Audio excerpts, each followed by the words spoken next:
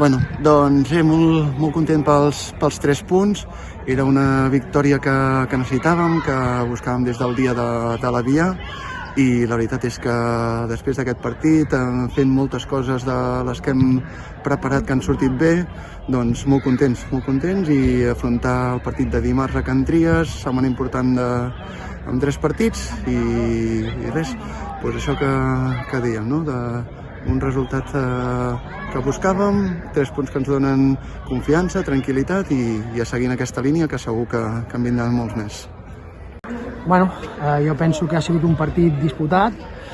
Nosaltres veníem amb moltes baixes i sobretot al darrere, i ells amb un joc directe doncs ens han fet mal. Sobretot al principi ens ha costat una mica entendre una mica el seu posicionament, perquè han canviat l'estructura, i nosaltres a poc hem anat entrant al partit.